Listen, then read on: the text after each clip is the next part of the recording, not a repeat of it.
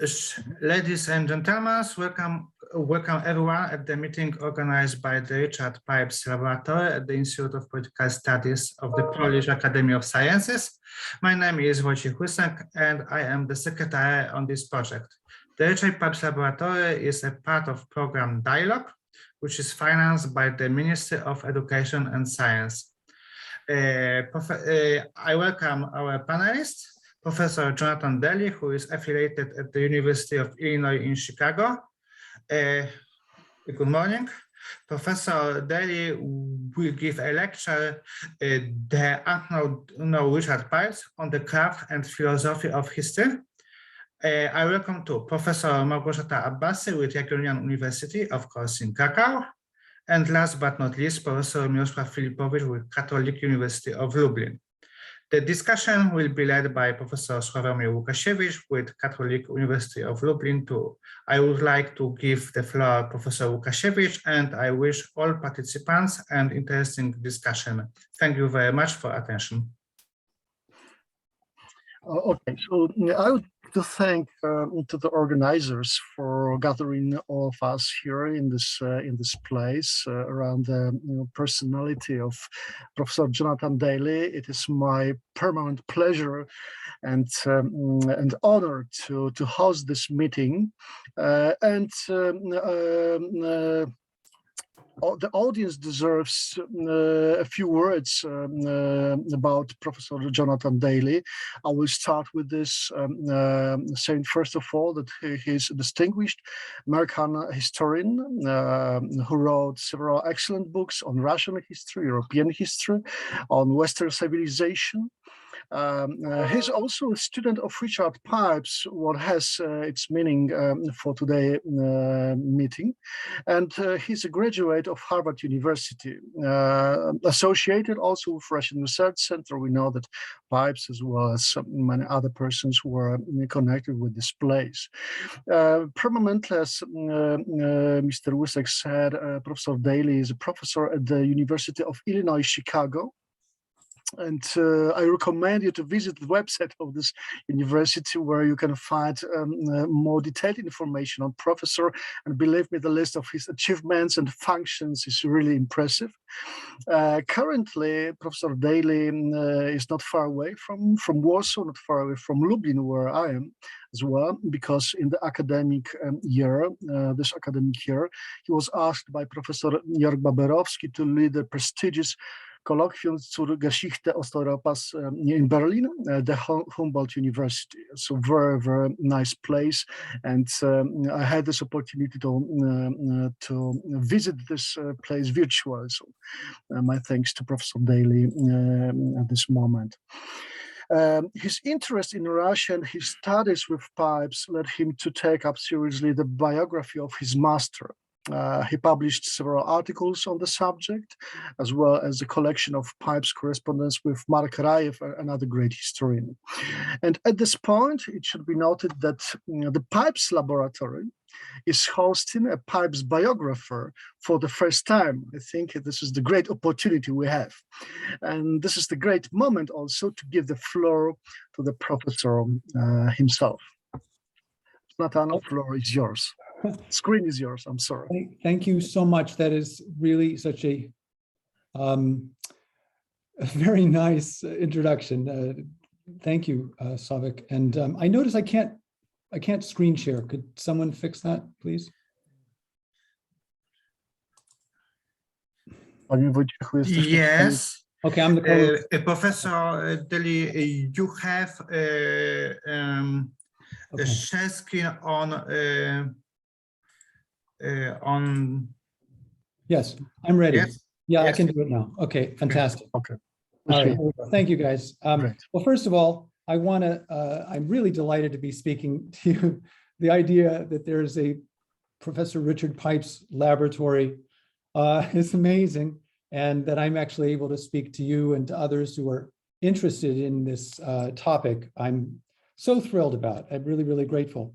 I specifically want to thank Professor Miroslav Adamchevsky for inviting me, and to Professors Małgorzata Abbasi, Miroslav Filipovich, and Sławomir Lukasiewicz for participating in this talk. So,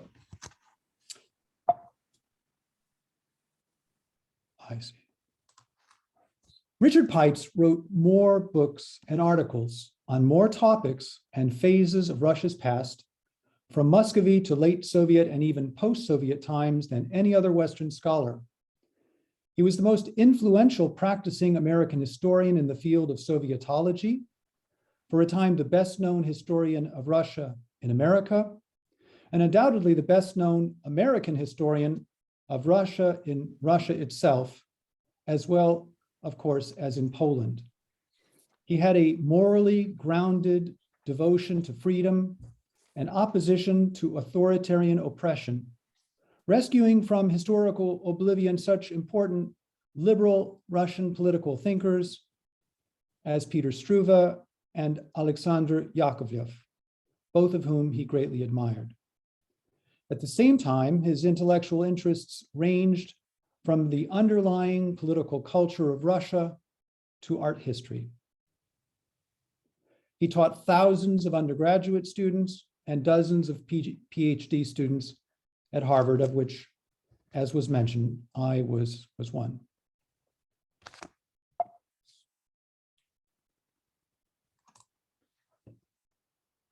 His first book, The Formation of the Soviet Union, 1954, was pathbreaking. It narrated the collapse of the Russian Empire and the Bolshevik state's reforging of a multinational polity through policies of concessions and coercion. The volume prophetically hinted that fostering national minority consciousness through even sham constitutional guarantees and cultural promotion was likely to establish preconditions for an eventual breakup of the USSR. This is obviously something that happened in the beginning in 1990 and was completed in 1991. Oops. Can everybody see that? I'm sorry to say I marked this text with some yellow and you can't see it, but I will try to indicate where I meant to mark. And I meant to mark actually right here, right? This United States scholar. Okay, sorry. No, actually, I didn't mark this one. I take that back, sorry. From the late 1950s and throughout his career, Richard Pipes reached a broad public.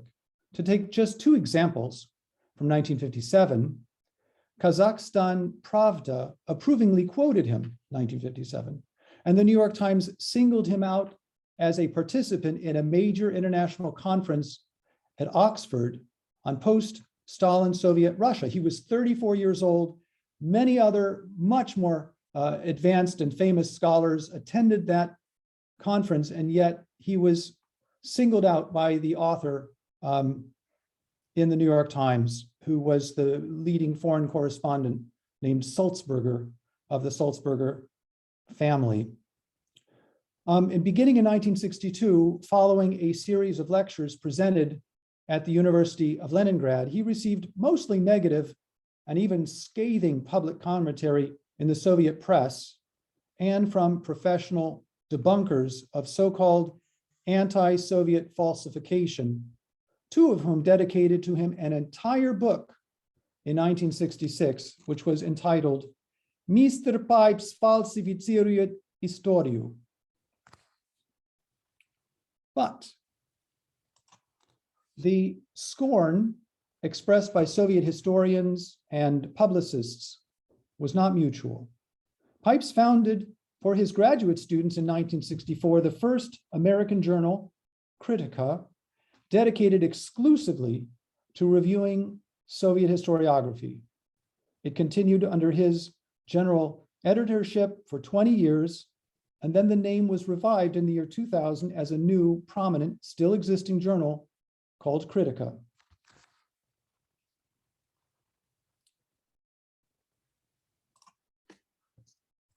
Pipes's next major project was a 2-volume biography on Peter Struve, a brilliant intellectual who played a leading role among Russian Social Democrats, that is Marxists, then within the Liberal Constitutional Democratic Party, and later still in the anti-Bolshevik movement during the Civil War, as he searched for the best methods for developing liberty and the rule of law in Russia. Those were the values that he was most dedicated to, according to Pipes, throughout his life. Pipes hoped that one day his study would inspire later generations of Russians to pursue the same goals. And when the book was translated into Russian and he was invited to Perm in the Ural Mountain region, which was the homeland of Struve, he was very happy to attend a conference and to engage in discussion with the large number of scholars and students who came to the talk.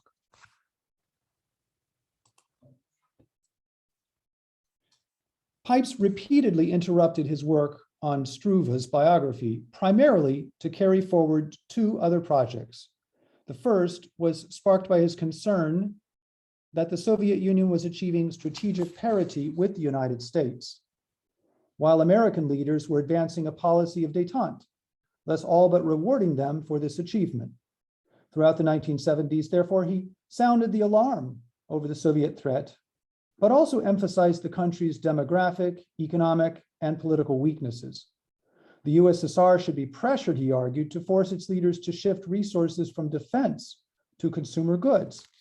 This grand strategic approach was formulated in National Security Decision Directive 75 on US relations with the USSR, an executive order authored primarily by Pipes and signed by Ronald Reagan in January 1983, just after Pipes finished his 2 years as Russia's expert on Russian and East European affairs.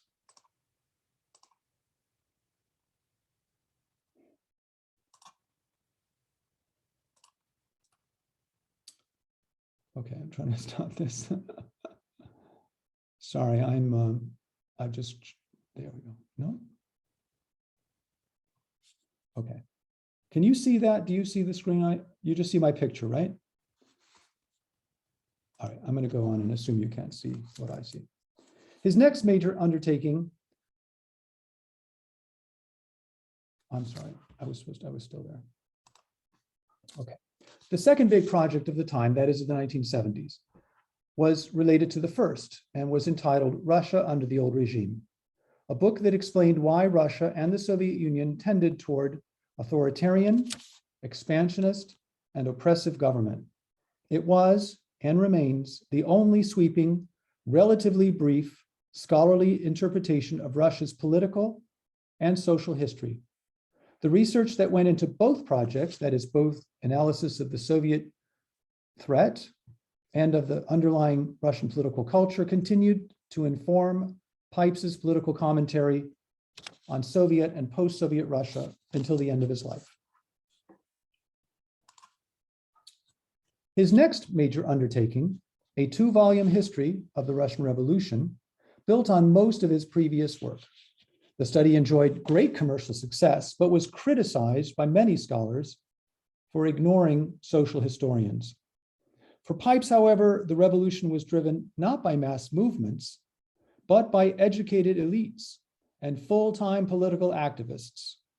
Moreover, he was livid that few social historians paid attention to the horrors of the Bolshevik project. That began with E.H. Carr, who didn't pay much attention at all to such matters as the Red Terror or the Bolshevik famine of 1921-22. Although Pipes had few contacts with the so-called revisionist historians, his professional correspondence was huge. He was connected to scholars all across the Western world. Pipes produced one more noteworthy monograph called Property and Freedom, and was published in 1999. It argued that private property rights are an indispensable bulwark of political liberty. The book was translated into 9 languages and landed him worldwide speaking engagements and 2 book prizes, including this one, the Bruno Leoni Prize in Milan. This was a big affair. I think there were over 100 participants who were invited to the dinner. It took him 16 years, clearly, to decide to give him the prize, but it was quite prestigious to receive it.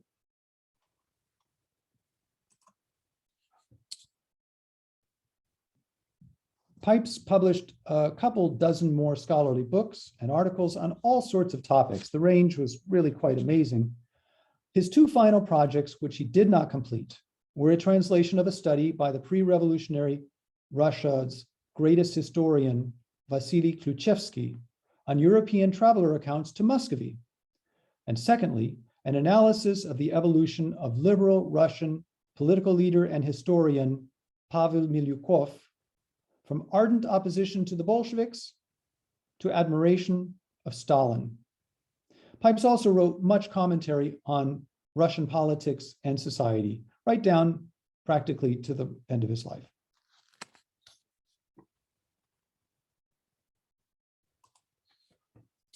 Dozens of doctoral candidates studied under Pipes's supervision. I have to admit, he did not walk them through the steps of researching and writing their dissertations or preparing to go on the job market, something several of them complained about. One of my colleagues said that he overheard Pipes once saying that if you could get into Harvard, you didn't need his help to write your dissertation, right? But still, he provided, I would say, by word and example, a model of scholarly virtue. And we picked up from him some of the things that he emphasized, in particular, meticulousness in research and the craft of writing. He also gave consistent advice: master the requisite languages, read everything, get deep into the primary sources, and let them guide you in your research. What you read in the sources, that should be the determining factor as to what it is you can write about, what you can argue, what you can prove and demonstrate. And then he also said, try to write a little bit every day. I think these are all great bits of advice for all of us.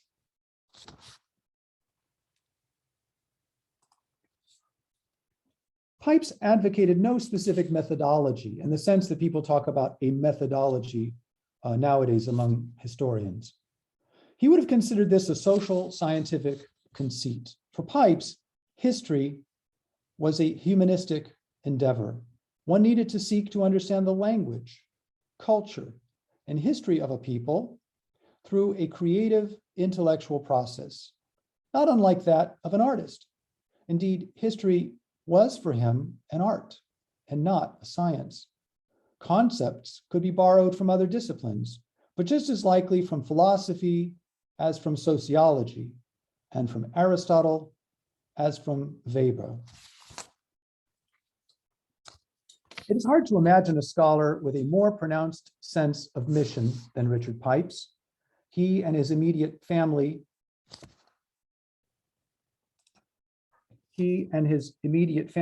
were spared almost certain annihilation at the hands of the Nazis.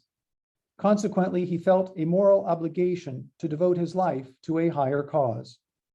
This attitude seems to have imparted to him a feeling of confidence, even in the face of massive scholarly criticism or publicistic, official criticism from the Soviet Union, from the Soviet press. Likewise, Pipes worked out several philosophical principles that guided his work and strengthened his intellectual and moral confidence.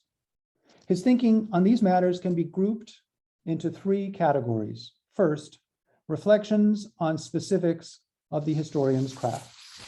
Second, that craft as applied to Russian history. And finally, questions one may properly deem philosophical. Among the disciplinary aspects he pondered were methods and approaches to historical scholarship, the importance of mutual trust among scholars, whether historians have the right to pass moral judgments in their work, and personal and social uses to which historical interpretations and understandings can be put. Regarding the specific subfield of Russian history, Pipes mulled over such matters as his emotional commitment, features of Russia's past that distinguished it from other national histories, and what one might call a disciplinary division of labor between Soviet and Western historians. Pipes's philosophical history involved a lack of interest in radical intellectual theory, the affirmation of human nature as a relatively stable amalgam of traits and tendencies. Therefore, the rejection of ideals aimed at fully rationalizing human society, and the denial of discoverable means and predictable regularity in the manifold of historic events.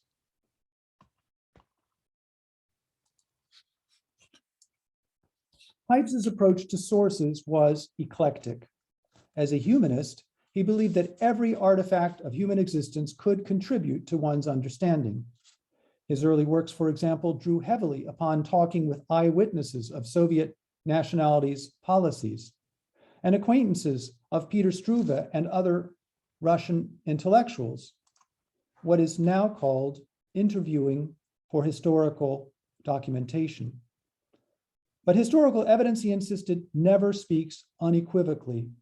Scholars must be guided by carefully formulated questions.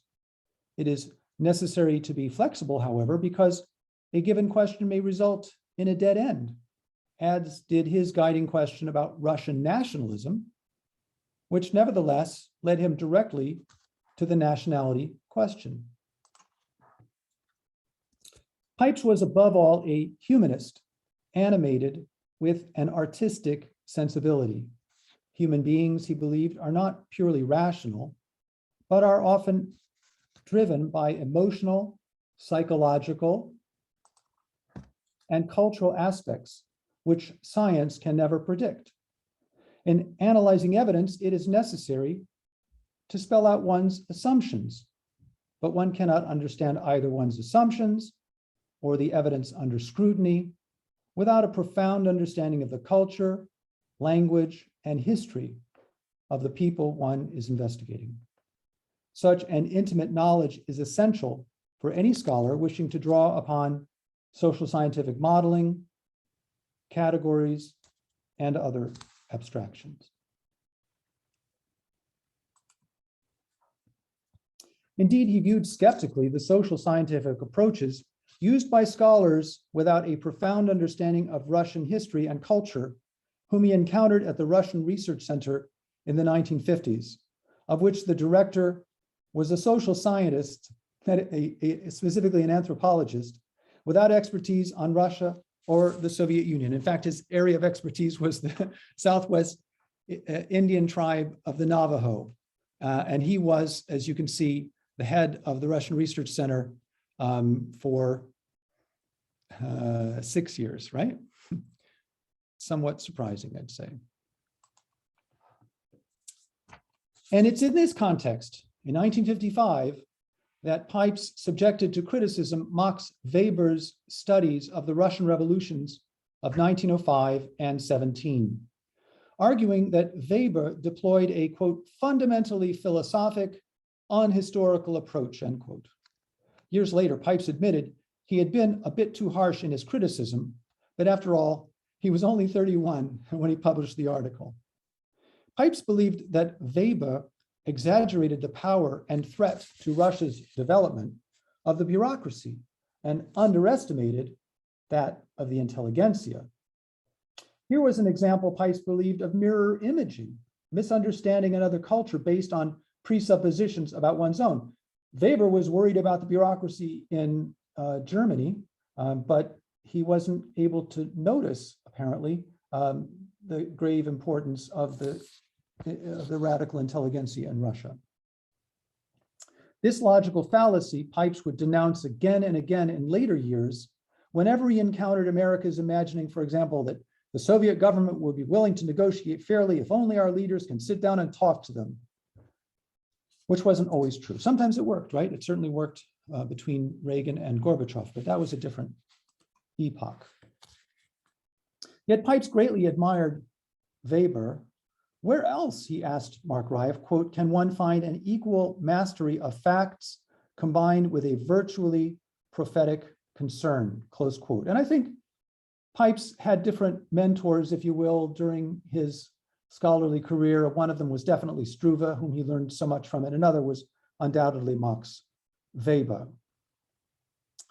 In fact, Pipes, as is obvious to anyone who reads him, was no stranger to social scientific analysis and its application far beyond the region of his expertise. This is how he undoubtedly recognized he was being a bit too harsh toward Max Weber.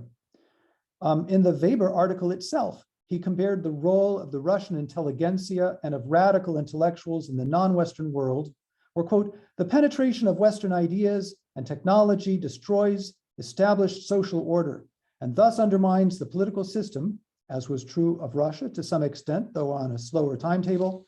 A social and political vacuum is then created, and this vacuum is filled by the only class which has the qualities for this required for the situation: knowledge, ideologies, and ambition.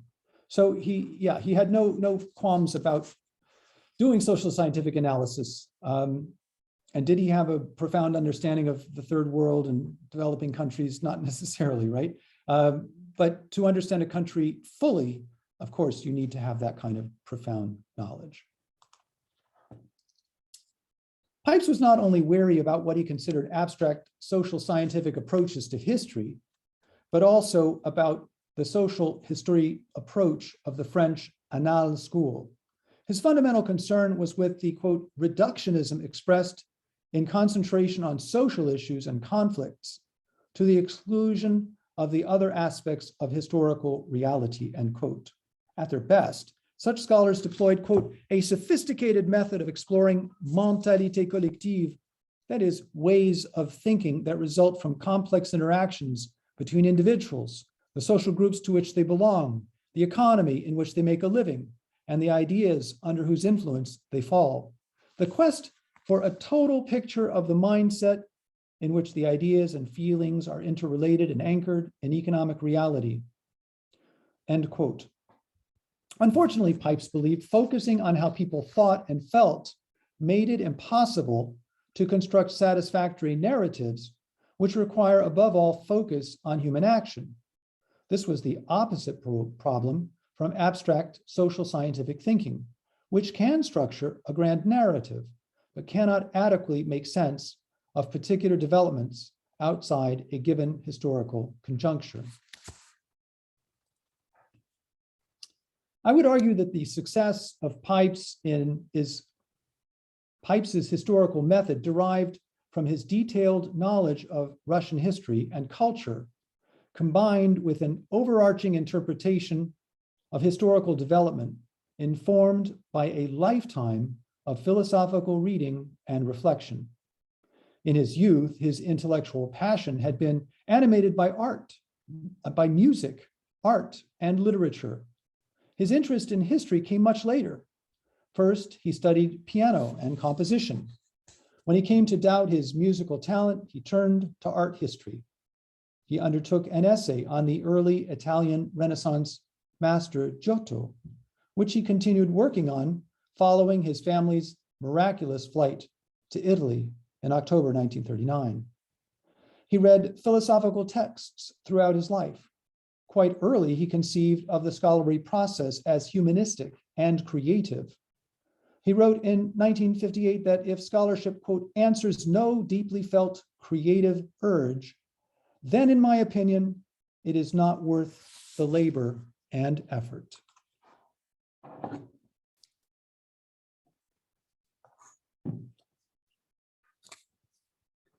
One of the biggest differences of scholarly approach between Pipes and his Soviet counterparts, and indeed many scholars in the West, was his belief in making moral judgments in historical scholarship. Rather than claiming to discover the inevitable unfolding of history according to immutable historical laws, like Soviet scholars, or to pursue a value-neutral social scientific approach like many Western scholars. This was a central feature in Pipes' methodology from the very start of his career. In 1951, at the age of 27, he critiqued the first volume of E.H. Carr's 3-volume Bolshevik Revolution. It came out ultimately in 14 volumes, and then others were added later by other scholars. Obviously a massive, massive undertaking. Having praised Carr's diligence in processing, quote, incredibly voluminous primary and secondary sources, end quote, he reproved him for engaging in a, quote, thoroughgoing separation of morality from history, end quote. Pipes considered it immoral not to pass moral judgments on crimes against humanity, such as mass repression. As he wrote from his return from lecturing at the University of Leningrad in 1962, to deal with the big questions of history, and in particular, the most world-changing events, open quotes, in a purely matter-of-fact manner, is to miss the essential point, end quote. Given the essential point, end quote, of historical scholarship. Given the nature of the Soviet regime, the role of the historian of Russia outside the country had a specific nature. Quote, curiosity and the other usual motives become inextricably fused with emotional commitment, so much so that in some cases, the emotional commitment can relegate intellectual motives into the background, close quote. Why? Above all, because the Soviet experiment challenges the Russian specialist to, quote, assume some kind of philosophical and moral position to the whole modern Russian experiment and commit himself thereby emotionally to a far greater degree than a specialist on, say, France or Japan, end quote.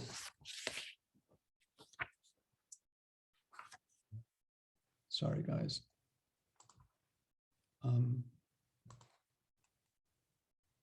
Right, I am. Additionally, real dialogue between foreign and Soviet scholars was difficult to achieve. Scholars in the USSR were not allowed to engage freely with each other, much less with their foreign counterparts. A scholar like Pipes, who investigated questions relating to some of the fundamental dogmas of communist ideology, could never hope to interact openly with Soviet colleagues, at least until the Gorbachev era. Because of the severe intellectual restraints under which Soviet scholars operated, Pipes conceptualized a scholarly division of labor between Western historians and their counterparts behind the Iron Curtain. Already in 1957, he recommended leaving to Soviet historians such topics and projects that they were better able to accomplish by virtue of their access to archival materials. And in contrast, for Western scholars to concentrate on important topics or critical approaches to such topics that Soviet historians could not. Indeed, throughout his career, Pipes studied precisely such topics: the nationalities question, liberalism and conservatism in Russia, the Russian Revolution, Bolshevik repression, and the like. These were mostly all topics that Soviet scholars couldn't touch. And he was a bit miffed that so many Western scholars undertook to study some of the same topics that the Soviet scholars themselves studied. And often in the same way, as far as he thought. Pipes's attentiveness to the suffering of the Bolsheviks' victims derived probably from two sources. He, for example, dedicated his History of the Russian Revolution, 1990, to the victims specifically, and written in Russian, those words written in Russian, or one word, zhirtva. First, he was a member of a often despised minority whose extended family was destroyed by the Nazis and, to a lesser extent, oppressed under Stalin and his successors. Also important, Pipes was an enormously sensitive man. I think you can see that in this picture here. In his private writings, he stated repeatedly that he felt depressed, driven to tears, unable to sleep from witnessing Soviet oppression firsthand or from reading about it in the sources. For whatever reasons, it does not seem that most other Western historians of Russia, including many of the younger generation of so-called revisionists, took the travails of ordinary Soviet citizens so much to heart as Pipes. I'm not saying none did, but it seems that many didn't to that extent anyway. Pipes also believed that historical knowledge should inform the world of action. As he wrote to Andrzej Nowak in 1998, quote, "When a physician examines a patient, he wants to know his medical history.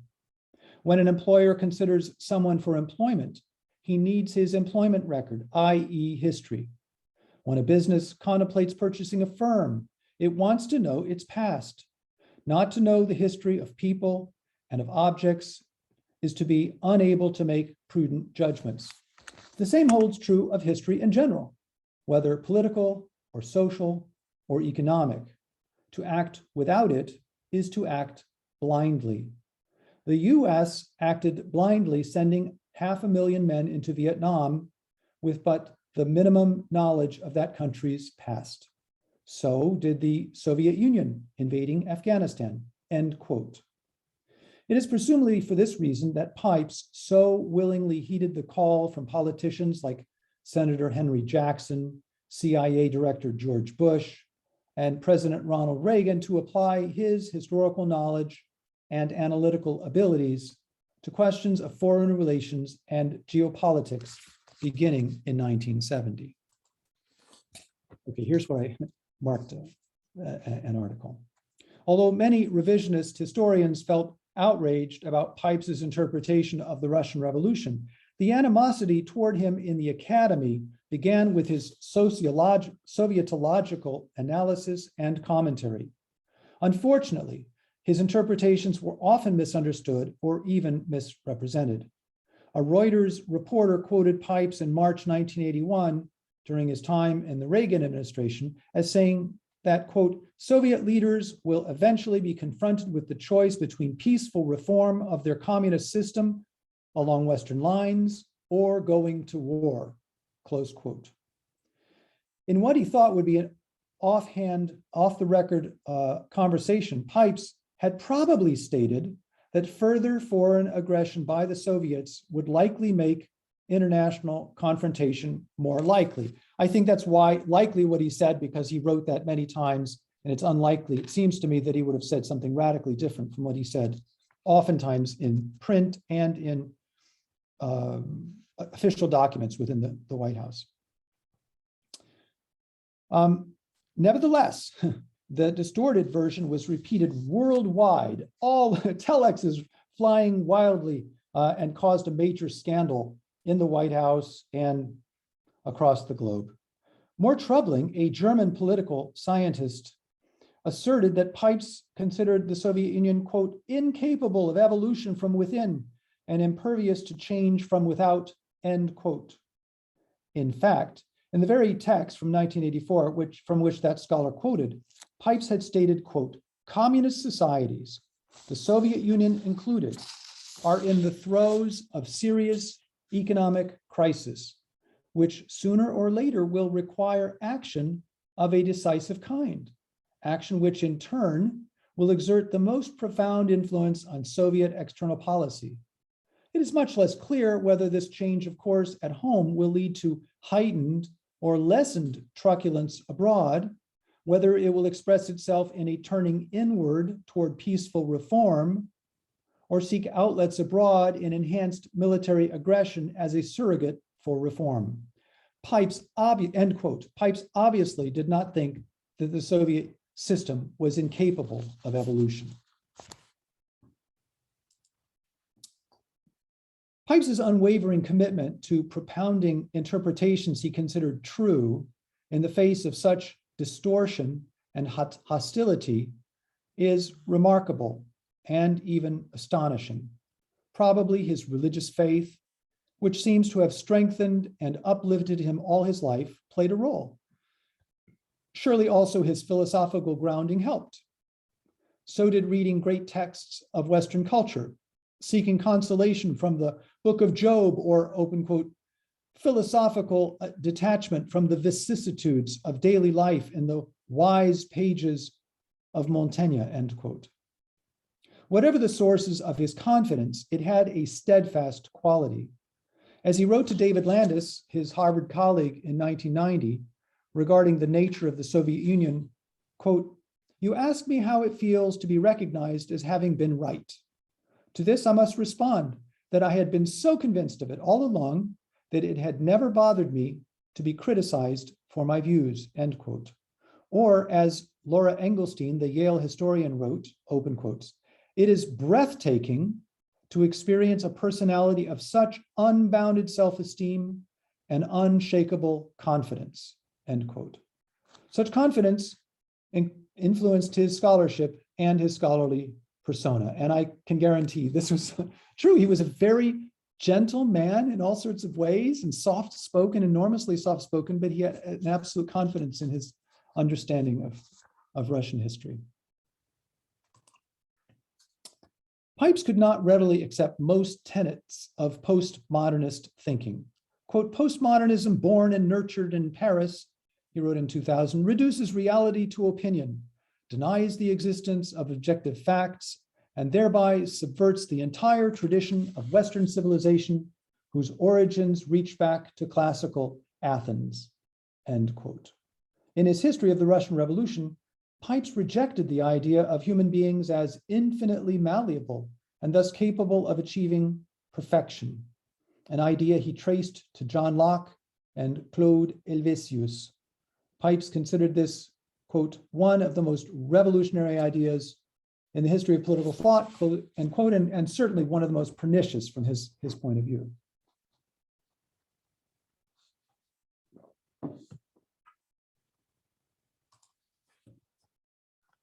Although Pipes considered it, quote, dangerous to seek in historical analogies explanations for historical events, close quote, he believed that such analogies were applicable in the realm of ideas, quote, which are less affected by concrete historical circumstance than are political and social conditions, end quote. In particular, he found that the intellectual atmosphere in Russia on the eve of 1917 resembled that of France on the eve of 1789, and considered this to be evidence, quote, that the behavior of the Russian intelligentsia was influenced less by Russian reality than by preconceived ideas, end quote. In both the French and Russian revolutionary contexts, ideas, not interests, drove the political action of radical intellectuals, he believed. Such intellectuals, unmoored from considerations of the diverse concrete interests of flesh and blood people, but animated by a hope to organize and transform people in the abstract, tend to strive for visionary projects. Here, in this context, Pipes quoted the utopian speculations of Trotsky about the revolution enabling ordinary people to, quote, rise to the heights of an Aristotle, Goethe, Marx, end quote. That such a hard-headed, practical, political actor who had organized the victorious Red Army from scratch during the Civil War, like Leon Trotsky, could fall prey to such wild fantasies, suggested to Pipes the peril of rejecting conceptions of human beings as constrained by inherent qualities, that is, by human nature.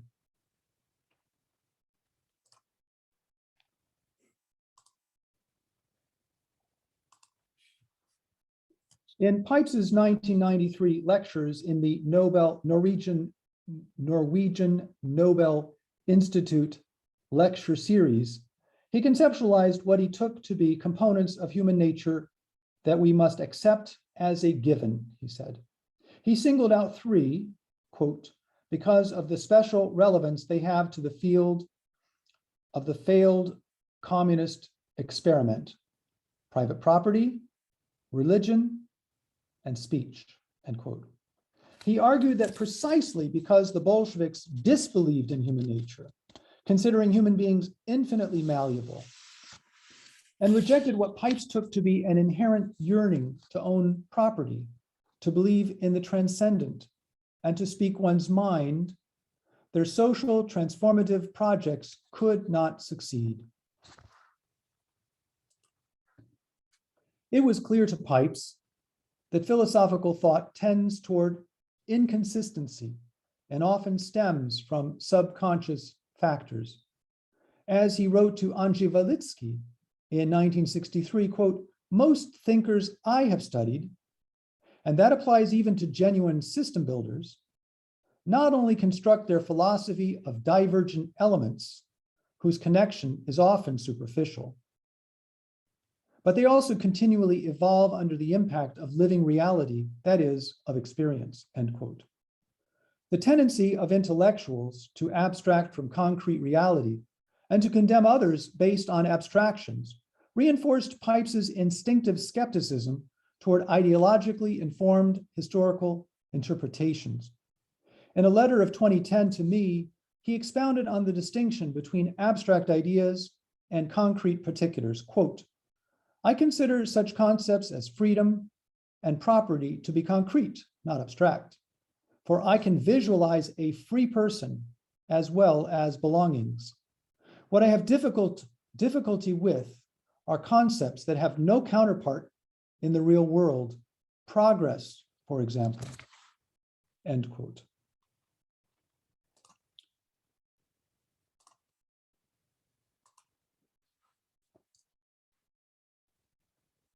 Intimately related to Pipes's insistence on concrete particulars as the sole subject matter of historical investigation was his reflection over the course of many years on what deeper meaning, if any, underlies historical development, and ultimately his rejection of historical determinism. Quote, after all the terrible carnage of the 20th century, he reasoned in 1961, arguments in favor of deterministic history have a very hollow ring, end quote. He also denied that humans have complete freedom. Instead, he emphasized both historical indeterminacy and an interpretation of human cultures as relatively commensurate. In other words, human freedom was sufficient to make prediction impossible, but not so great as to completely invalidate the search for diachronic patterns and syncretic cultural and social similarities. This approach enabled Pipes to interpret Russia's past and even to vaguely suggest its likely future development, just as he foresaw that fostering linguistic and cultural autonomy among ethnic minorities in the Soviet Union might contribute to its eventual breakdown. In his study of Nikolai Karamzin, Pipes suggested that a possible eventual reversion to Russia's traditional conservatism should not be dismissed out of hand.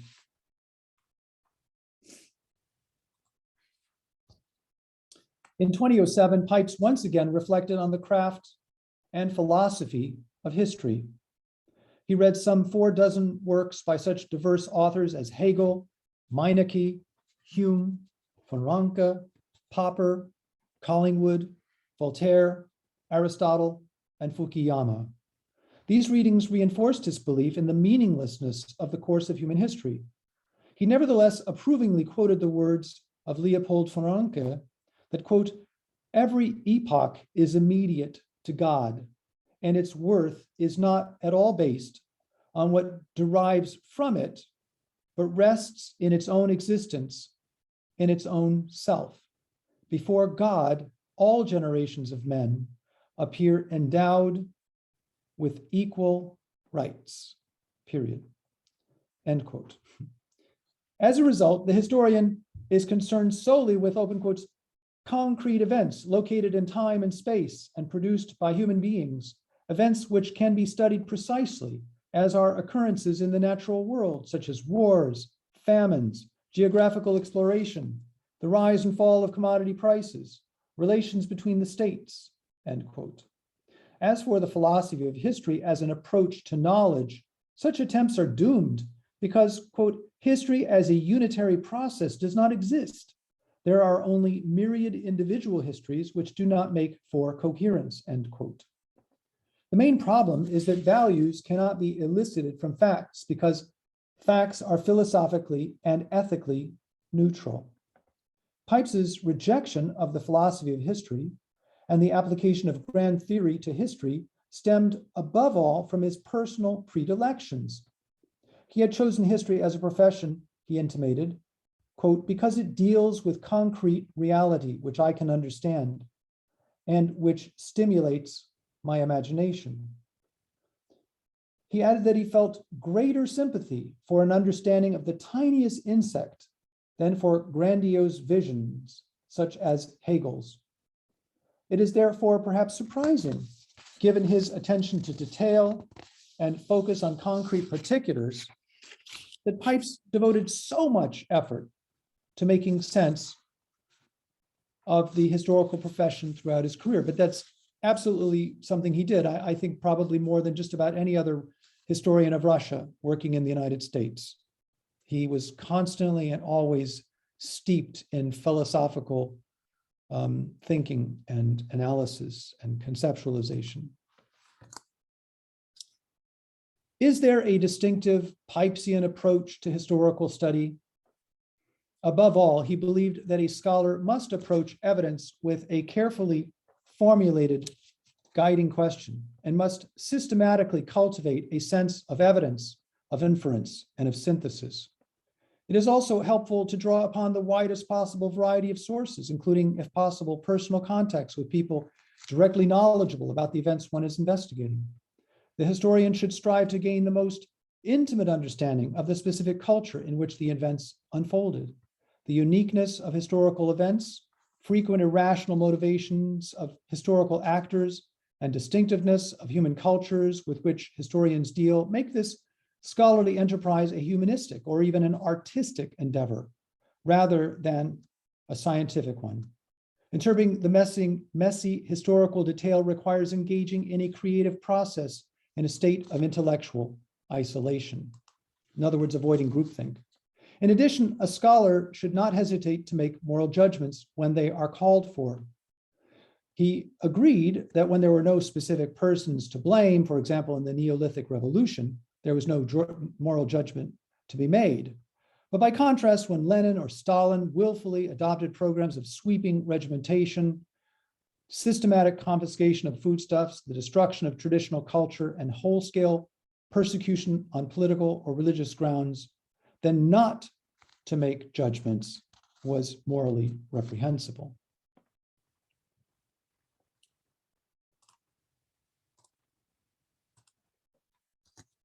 An important facet of Pipes' scholarly independence was his rejection of fashionable trends. In the 50s, while drawing on social scientific thinking, he rejected the overall approach as unjustifiably abstract, and of the anal approach as too narrow. Likewise, he could not adopt Marxist or postmodernist analysis because the former denies individual human agency and presupposes historical determinism, while the latter denies the existence of objective facts. Marxism presents a powerful storyline, yet it is tied to a unidimensional socioeconomic determinism. As such, it often served to justify human suffering and repression in the name of a socialist ideal. Although postmodernist thinking can be informed by Marxist historical determinism, its positing of indeterminacy of meaning and social determinism of human nature go too far, again rendering coherent narrative impossible. The work of the historian is not scientific, but humanistic and even artistic. Abstract models can provide some guidance, but unfolding events are unique and determined more by the specifics of the culture rather than imagined structures. For example, the weakly developed rule of law, legal consciousness, property rights, etc. in Russia hindered the emergence of Western-style civil society. Likewise, the Bolsheviks' revolutionary project hindered a return to traditional Russian conservatism, but both of these things were not out of the question as possible outcomes. To what extent can one hold up the Pipesian approach as a model for emulation? In an era of widespread conformism in the academy, his scholarly independence has much to recommend it. He may have gone too far, especially later in his career, in seeking minimal collegial feedback on his written work. Yet is it possible that scholars allow too many daring ideas to recede from manuscripts passed through multitudinous hands? Theoretical insights and models can certainly guide us in our work, but historians should avoid treating them like incantations, in the word of E.H. Carr, preventing people from the tiresome obligation to think for themselves. Further, can there be any substitute for the most intimate knowledge of the culture and historical development of the people one is studying as historian? As regards moral judgments in historical scholarship, can historians really avoid them? The scholar who narrates the events of Soviet collectivization using neutral terms is nevertheless giving silent approbation. Finally, Pipes was part of a generation of extraordinarily erudite scholars with roots in Europe who never viewed Russia purely in isolation, but within a broader international and above all European perspective. In our more and more globalized world, that perspective probably needs broadening, but certainly not narrowing. Pipes's death unleashed a torrent of appreciations and recognition. His overarching and compelling interpretation of Russian history, articulated in wide-ranging publications dealing with questions of political, intellectual, and cultural history, reached a vast readership in many countries and writings translated into over a dozen languages. Even to this day, for many Russians, of course, Poles, Pipes remains a household name. I hope with my work to keep that memory and that name alive. Thank you.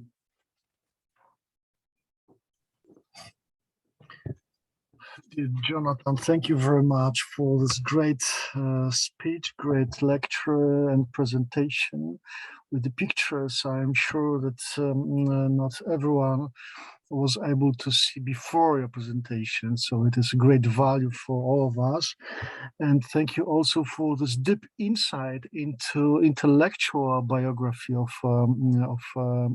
Pipes, giving a lot of details regarding his thinking, philosophy, attitude toward moral values, as well as toward music. You know, I have a certain question: what type of music he was listening while writing? I don't know, Russian Revolution or something like this. Probably it could help him to structurize somehow his thoughts and even, let's say, the sentences he used in this book or in the others. But of course, I will. This is not my role today to ask you the questions. We have better and also great commentators. And now I would like to invite Professor Małgorzata Abbasy, Director of the Institute of Russia and Eastern Europe at the Jagiellonian Institute. In brief, we should say she deals with Russia and Iran, both in terms of history, culture, languages, as well as contemporary problems. So I'm sure that her comments will fit perfectly to the speech. Professor Abbasy, floor is yours. The screen is yours. Thank you very much. First of all, I would like to thank you again for the invitation me to comment this very good, very excellent speech. Thank you to Professor Daly for inspiring lecture. And I am grateful for your effort to prepare Pipes' biography and remind us that keen observations are timeless. I was thinking what I could add to your expertise. I must admit that I'm a little bit intimidated by the very fact of being among historians. I am a philologist and I deal mainly with culture and cultural studies. So I will do my best to add something precious to your knowledge, to your speech. And if there will be any additional questions to me, I will be happy to answer. First of all, I paid attention to, there were many interesting issues in your speech and in the paper we had received beforehand, and I paid special attention to three of them. First of all, it is something which is called Imperial Consciousness. Pipes wrote in a place in his work that the history of Russia is the history of the empire. And about a phenomenon called Imperial Consciousness also wrote a Polish historian Andrzej Andrusiewicz. So I would like to ask you whether you observed in Pipes' writings in your conversations with Pipes, did he trace imperial consciousness in the Russians? He investigated, he did research, or rather not. In other place, he wrote about omnipotent lies in the Soviet Union, especially in the 60s. He visited the Soviet Union. That lies and the phenomenon of the Russian intelligentsia you mentioned several times today too is very interesting for several reasons.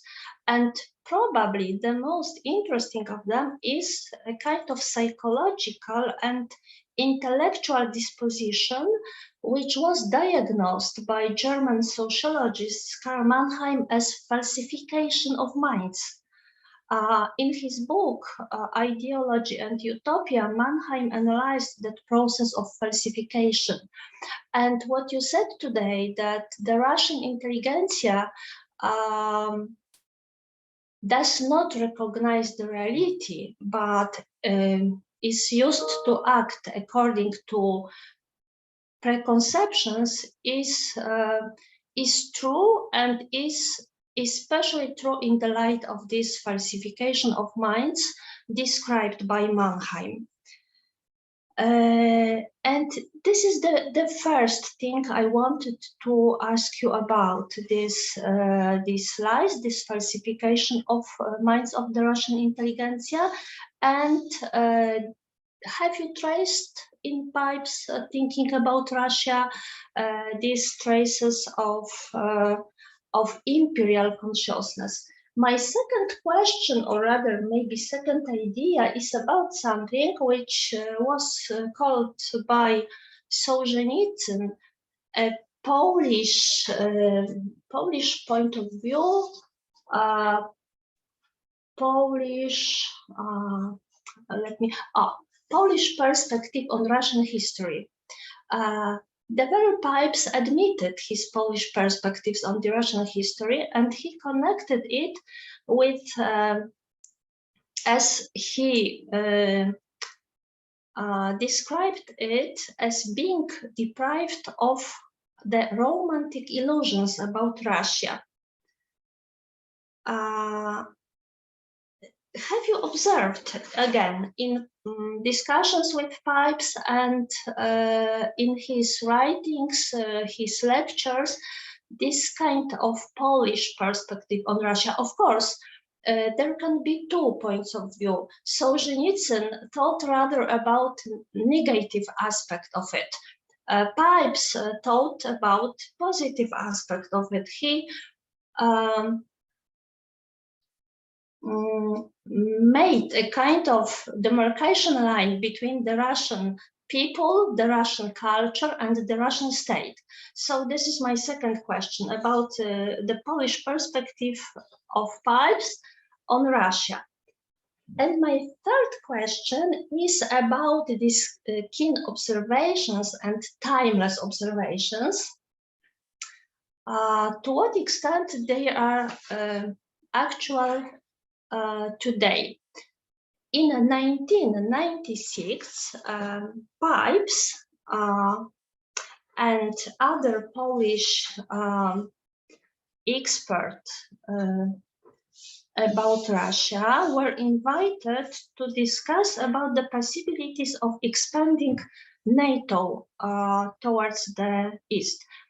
It was quite a long time ago, so some of his observations may not be as actual as then, but Richard Pipes was the first and Piotr Vandych was the second. They presented quite 2 opposite look at the problem of expanding NATO. Pipes was against the NATO expanding for 2 reasons. First of all, he claimed that Russia was not a threat to the Eastern Europe anymore. which of course this argument is not relevant in the light of recent events. But secondly, Pipes claimed that the NATO expanding could become a self-fulfilling prophecy, in the sense that it would arouse the Russian paranoia about the Western threat and transform Russia into a real danger. Asked about a tool to guarantee collective safety for the Central and Eastern Europe, Pipes suggested to involve Germany into the NATO structures as tightly and deeply as it was possible. Pipes added that looking from historical perspective, Russia was a real threat for Poland and other countries only when it cooperated closely with Germany. And my question is that Pipes' perspective popular among American historians nowadays? Or do they at least know about it? Thank you. Thank you very much, Professor Abbas. My proposition is to listen to the next commentator as well. And after gathering of all the questions, Professor Jonathan Daly will have this opportunity to answer. One short organizational information for everyone, because every participant of this meeting is invited to share his or her views later during the discussion through chat box. So you can put your name, or you can signal that you want to take part in the discussion. There will be such an opportunity after answer of Professor Daly. But if you have such questions, you can put them in the chat box even now.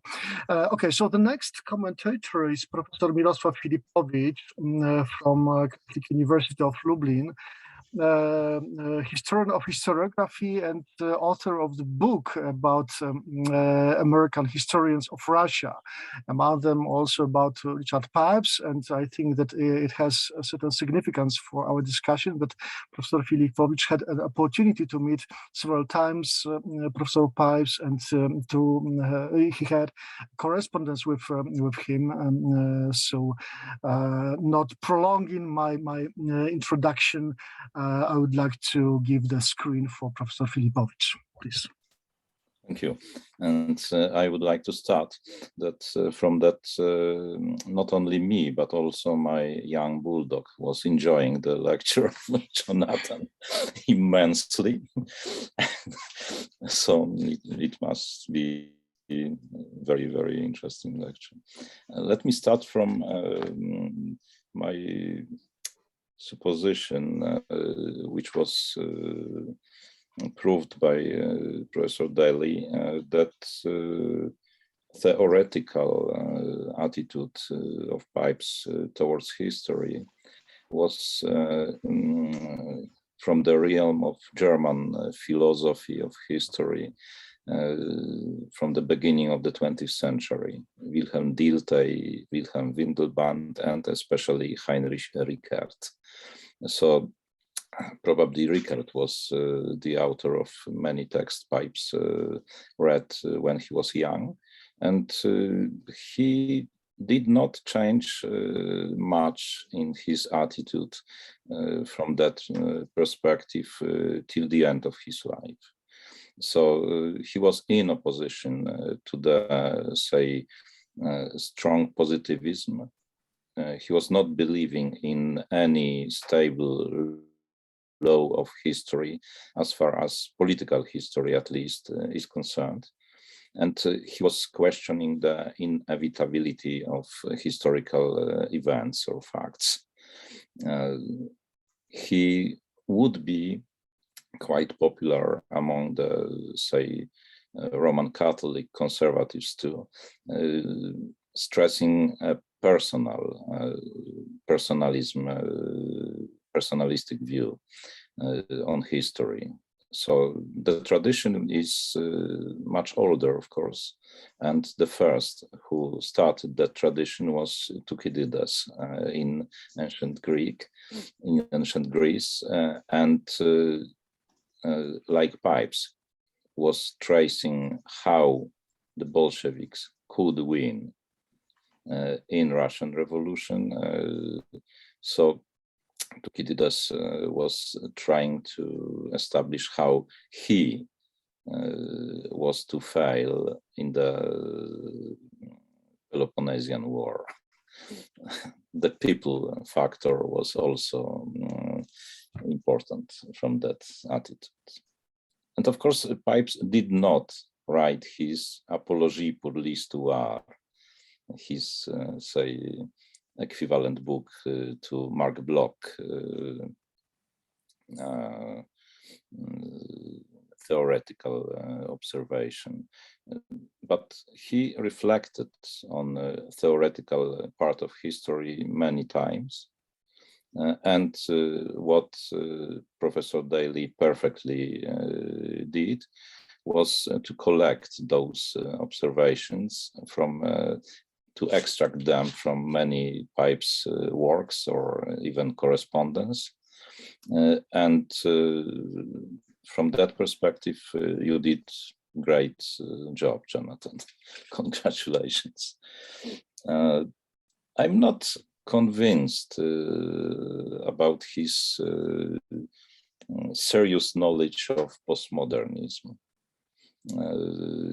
It was, for me, rather superficial part of his thinking, because he reduced postmodernism to excluding the reality, rejecting the real dimension of history. But there was another important dimension of postmodernism, literary dimension of historiography. Historiography as a, say, semi-literature. So artistic dimension or rhetoric dimension of historiography that he could appreciate if he paid much attention to that, but I think he was not interested, and к сожалению. And what else? I know that the question of Professor Abbasi was addressed to Jonathan, not to me, but there is a stable feature of intelligentsia to put one's nose in other people's affairs.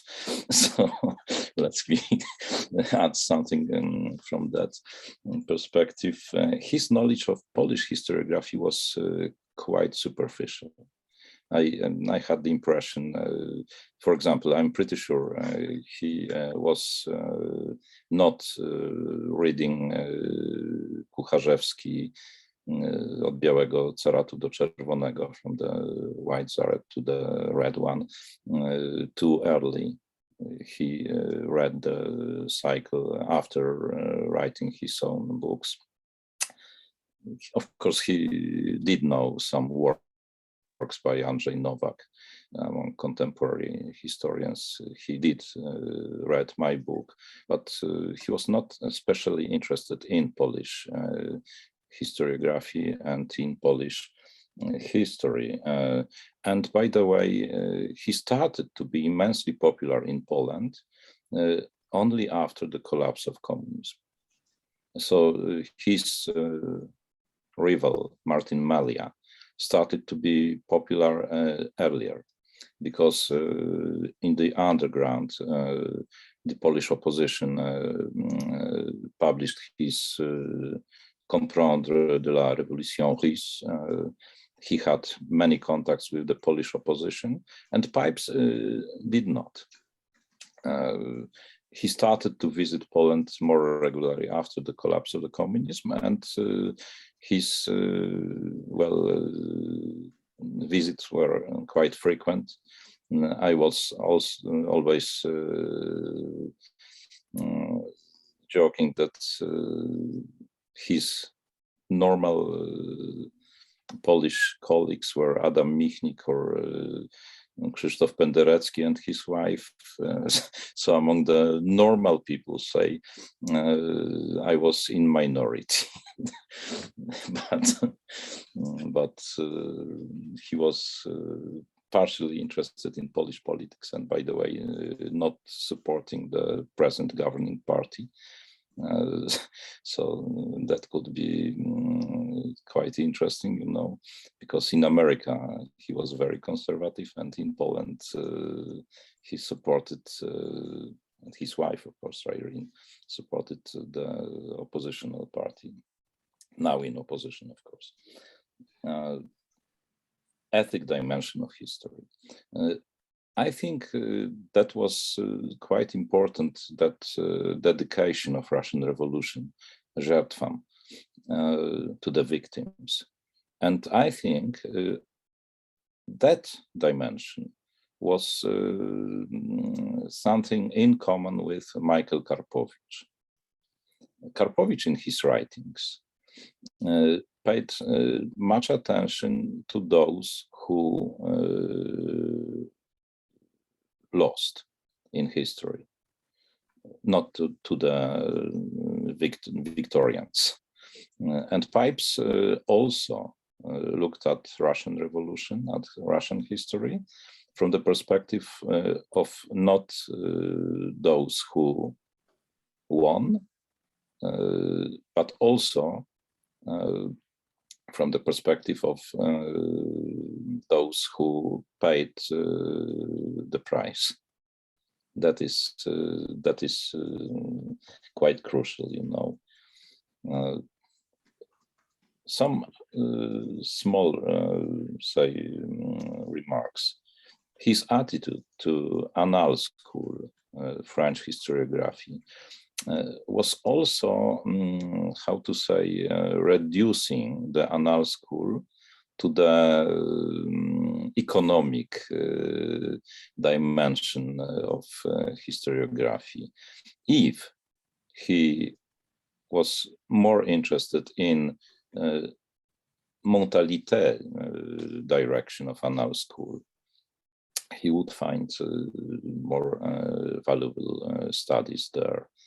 But of course, he rejected the Annales School tradition because his critics in America, in Western historiography, were inspired by Annales School. So Leopold Heimson and his successors, or Sheila Fitzpatrick,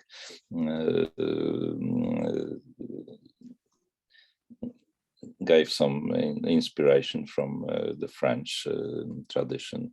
From that perspective, Martin Malia was in better contact with French historiography than Pipes. What else? Let me look at my notes.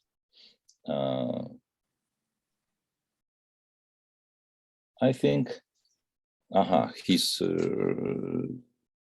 religious convictions. I once asked him if he believes in God, and his spontaneous answer was, in America, it's not possible not to believe. It's impossible not to believe. But Daniel Pipes is here, so that would be his testimony to prove or to deny, but I have the impression that he was not too often attending to the religious ceremonies. He was rather looking for the God, or for the that upper factor from the nature, for example. I remember when we visited Cambridge Botanic Garden together, and he was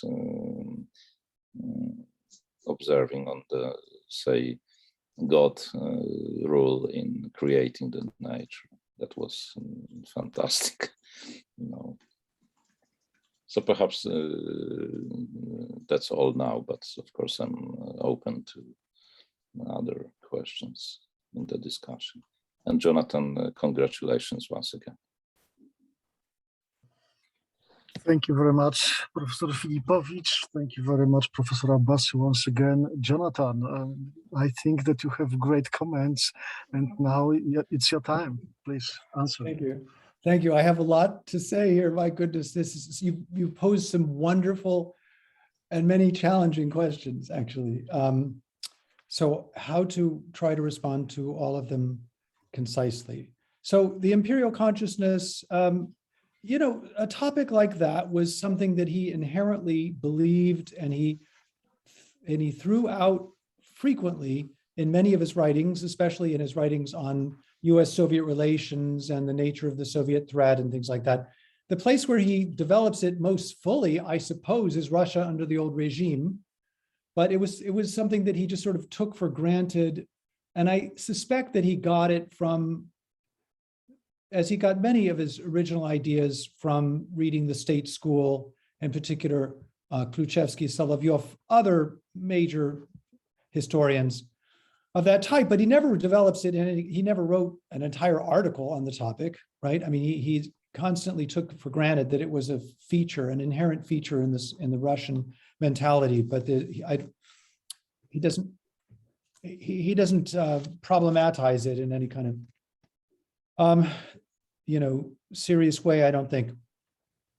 The discussion about, I think you were saying lies and false consciousness, right, Professor Abbasi, and one of the things that I think he had in common was with Solzhenitsyn was the absolute disgust and hatred of living the lie, right? So Solzhenitsyn rejected the lie. Solzhenitsyn didn't like Pipes because reading him was like imagining Rostropovich seeing a wolf playing a cello and all this stuff, right?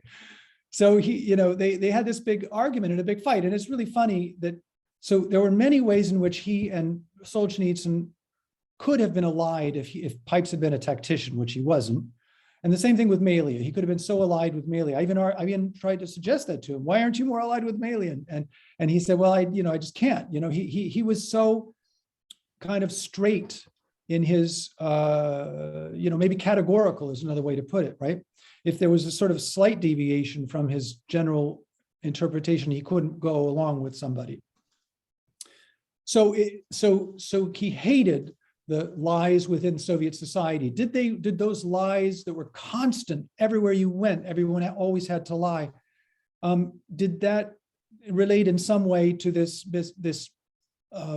illusions on which Russian intellectuals fed, and any intellectuals? So he stretched that. It wasn't just Russian intellectuals in America or in the Western world or during the French Revolution. They weren't thinking in terms of concrete, specific, lived experience, but rather they were governed by their principles and their abstractions, right? And so a dedication to a concept like the working class, which made no sense to him because it didn't exist in reality, right? And so many scholars were animated by that.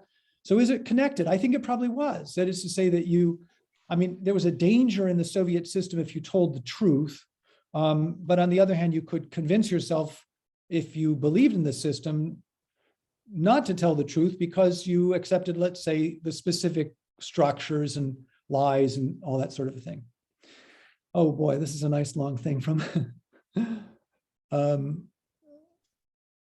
it's from Daniel. Thank you, Daniel. So Polish point of view, I agree certainly with Miroslav that he didn't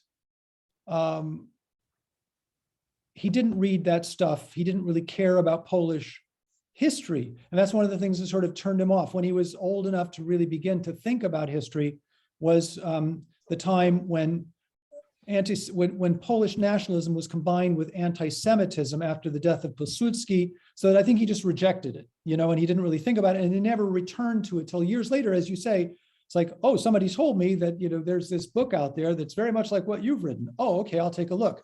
And I don't know that he ever read the whole thing or just the abridged version or something. That I should have asked him. There's so many things I should have asked him.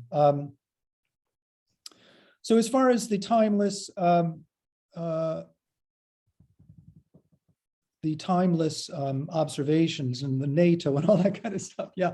So it's interesting. I mean, so my friend Witold Radkiewicz thinks that Pipes in part rejected the idea of the expansion of NATO because he wanted to be, for the first time, sort of, it felt comfortable for him to be on the liberal side or something like that. And he kind of exaggerated. I don't think he did actually, but maybe he did to some extent exaggerate his enthusiasm and optimism in the early 90s after the fall of communism in Russia, thinking that this would, you know, for the first time, he's allied with everybody he's always disagreed with. And it's uncomfortable and painful to be on the wrong side, as it were, quote unquote, wrong side, even though he knew he was on the right side.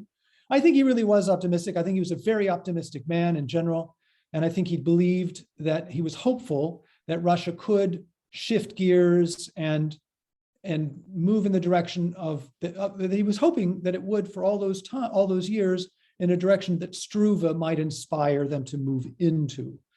And he was disappointed in the mid-90s. He was happy. He thought Yeltsin was great because Yeltsin destroyed and ended the possibility of a return of communism. But he was disappointed and ever more kind of pessimistic as Putin came to power, and as he paid a lot of attention beginning in the 90s to the polling data and the indications that ordinary Polish people wanted a strong leader. They consistently put Stalin at the top of their lists of greatest people in history and didn't care about liberty. And if they had to choose between liberty and security, they chose security. All that kind of stuff distressed him a lot. But nevertheless, during all those years, he kept going to Russia and participating in that the Lena Nemirovich's and Yuri Sinakosov's political, whatever it's called, institute, you know, bringing arguments about the rule of law and all that kind of stuff, constantly tried to convince people of it without, unfortunately, a lot of success ultimately. And NATO, you know, boy, I mean, it is interesting, right? Could it have been a self-fulfilling prophecy? Was he prophetic? I think he's been prophetic. And so maybe he was then, you know, who knows? That's beyond my ken, to be honest. And so far as Miroslav's questions about Dilthey and Richard, yeah, I'm sure that he read that stuff. Funny thing is, he would have read it in Poland, maybe, because he certainly read a lot of complex stuff, including Nietzsche. That's what he was really taken with. I know from his diaries that he kept during the war, when he was in the military from 1943 to 1946, I know essentially everything he read. And he didn't read those things then. And I don't know that he read them later. I don't have any reference to them. I know he's mentioned Dilthey and Richard, I saw him mention reference once, someplace. I can't even remember where. So he knew about this stuff, and he knew that it aligned with what he thought, but if he got his ideas from there or not, I can't really say, unfortunately. All of that stuff about Thucydides, yeah, I mean, he certainly thought Thucydides was an important scholar, and he thought of himself as working in that vein. I mean, I would say he was an Aristotelian realist in many ways. You know, he's not abstract. He didn't like Hegel. He didn't like Plato, for sure. And as far as postmodernism, I think you might be right that he could have found some stuff in it that he could have found useful, but I think he was turned off partly probably by the fact that all of these guys that were his opponents in the field and who were pursuing what he thought were wrong-headed approaches and arguments, that they were interested in it. And so that would have been a bad mark from his point of view. And also that so much of this postmodernist thinking was allied with the left in so many ways. I mean, in so much Marxist analysis and all these guys, Althusser and everybody, they're all like on the wrong side as far, he knows it instinctively. He can just see it, right? So if he could find something in their writings that might be helpful to him, it's conceivable, but why put in the effort? There's an exchange that he makes in letters with Isaiah Berlin, and Isaiah Berlin is saying, like, I don't really want to read this stuff, what do you think I should do? And like Pipes is saying, I don't want to read it either, but I have a feeling that they're going to be more important in the times to come than, other scholars that should be thought of as more important than Kant and stuff like that. So yeah, it's tainted in some ways, I suppose, from his point of view.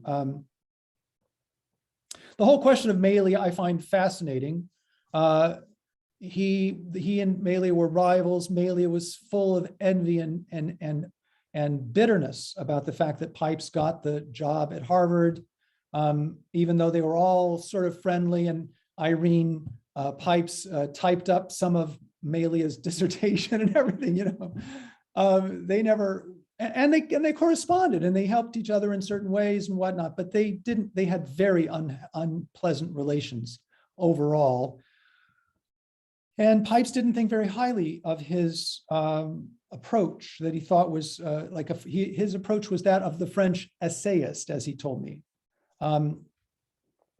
Even though in some ways they should have been able to work together to fight against the revisionists, as they say, but that wasn't going to happen. And it's interesting, I agree, of course, Melia had that time, and that's when he started becoming a public intellectual in the 1980s, writing in the New York Review of Books, and spending time in Paris, driving to Poland, hanging out in Poland, and writing about it from the front lines and all that kind of stuff. So yeah, that's a great point, of course, that Melia, I just wonder if Melia ended up being displaced by Pipes in the long run as as the less prominent historian, or maybe he continued to maintain a status in the Polish intellectual educated mindset that is even greater than Pipes's. And maybe I'm wrong to assume that Pipes was sort of like the biggest historical name. I don't know. And as far as, again, the Annals, you know, the only reference I have ever seen to the Annals school from Pipes is in a review of his friend Michael Confino's book, I don't remember which book, in which Pipes, I think, put in some effort to characterize the nature of the Annal approach, which I don't think is one-sided. I don't think it's unidimensional, but I don't know that he ever did a whole lot more. On the other hand, you don't want to put anything past Pipes in terms of what he was capable of reading. He read very widely. He was omnivorous in his reading. And so maybe he read more than I imagine. But as I say, I've only seen the one reference in all of his writings. And maybe there's more out there, but I've read mostly everything, but he wrote so much. Yeah, and so, and as far as his faith, well, okay, so, yeah, and so Daniel puts that into the chat, right? So he borrows from this wonderful oxymoron from the great scholar of Judaism, Harry Wolfson, calling himself a non-practicing Orthodox Jew. And so it's true that Richard Pipes did not do much in terms of practice. He fasted on Yom Kippur. He did not eat leavened bread during Passover, and he and the family lit candles during the nights of Hanukkah, and they had the Seder on Fridays and stuff like that. But beyond that, went to to synagogue a couple of times a year at most. On the other hand, Pipes in his diaries from when he was in the military, he talks just so convincingly about how he feels so certain of God's existence, and that nothing is more certain to him than that God exists. And that, I can understand that, boy, and I regret that it never occurred to me to ask if he would go with me to the Arboretum or the Botanical Garden. That would have been wonderful. But anyway, yeah, so I could see that he loved nature, certainly, and maybe he saw, God's handiwork in nature, certainly that too. But I don't know. I don't think he had doubts about the existence of God, and God always being there and protecting him and bringing him through, travails and stuff like that. But then again, of course, I'm not privy to his most internal thinking and later in life, right? Even though I think he divulged almost everything to his diaries. Yeah, so that's what I have. Thank you, Jonathan. I think we have a very good start of the discussion. I don't know. I understand this is the end of your answer for now, of course. And I'm happy to just say more if anyone wants me to follow up. Yeah. And Sławek, may I just add 1 minute, yes, 1 minute reaction. Small information, because as far as broadening NATO, Pipes was always criticizing the try to take Ukraine to the NATO or to the Western Hemisphere ally, because he was always stressing when talking to me, when writing to me, that Russia will never resign from Ukraine. So Ukraine role in that process was crucial as far as his attitude, I think. So thanks for that. Okay, thank you very much for this. I think that we can start the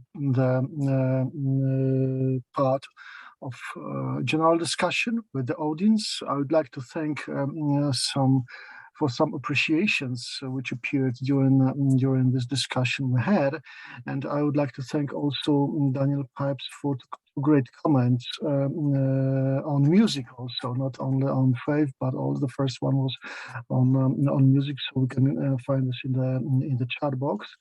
And there is a question from Alexander Avramchuk.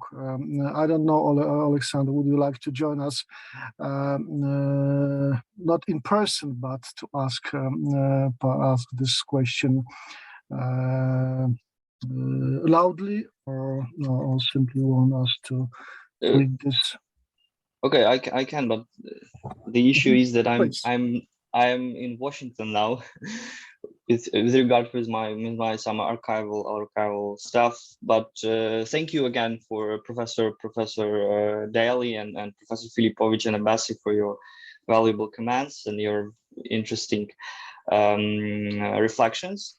So my question is regards Pipes' connections to Russian anti-communist intellectuals, activists in Europe and America, especially in 1980s, when he served at the National Security Council.